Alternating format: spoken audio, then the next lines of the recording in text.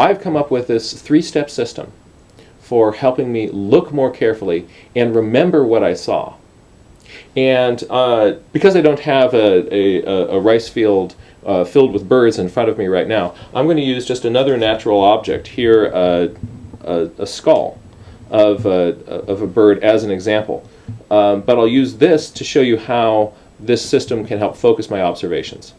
The first thing I'm going to do is I'm going to look at whatever object I'm seeing, and I'm just going to say my observations out loud. It's actually important that you verbalize your discrete observations. If you're just looking at it, a lot of what you're seeing goes right out the back of your head.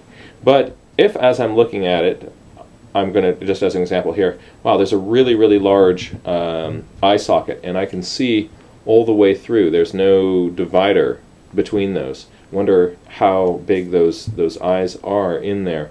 The hinge is all the way back at the very back of the skull. Huh. So and when I look at it underneath, I can see. I'm used to seeing on mammal skulls these big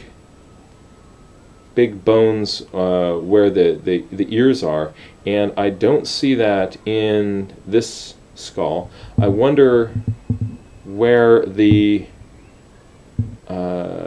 ear bones are in a bird skull. It's interesting. So I've actually, so I start off just making observations, and then what I start doing is riffing off of those observations with questions. I try to get myself to intentionally come up with questions and verbalize them. By doing that, it engages me much more deeply with what I'm seeing. And if I can get my curiosity going about it, that's going to pull me into other observations. And so, you know, looking at this and saying my observations out loud, if I was just looking at it, it'd be really easy to kind of go, yep, there's a skull. But saying those out loud, I ended up thinking about, you know, where are the ear bones in a bird?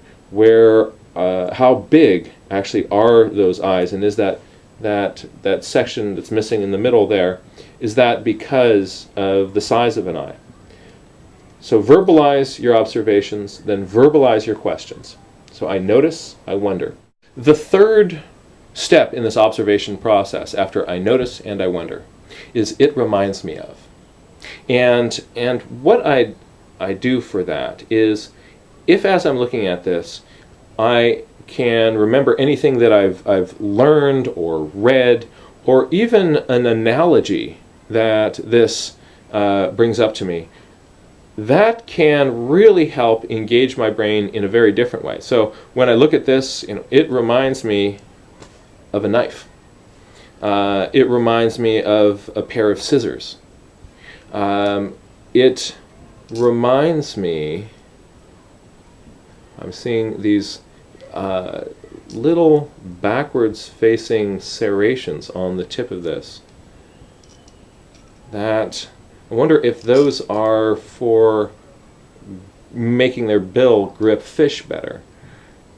It reminds me of, what would that be? Reminds me a little bit of a cheese grater. Yeah, if I run my finger one way on it, that's rough. This way is smooth, this way is rough. Wow, that would really help grip onto a fish. Interesting. So I can use this system. I notice, I wonder, it reminds me of. Each of those, when said out loud, is going to draw me deeper and deeper and deeper into this world. If you're doing this with your family, it can be a really fun game.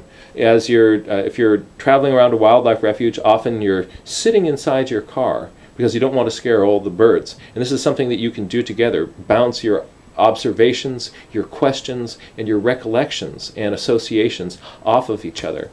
And it's a great way to be really interactive and explore the Central Valley as a family.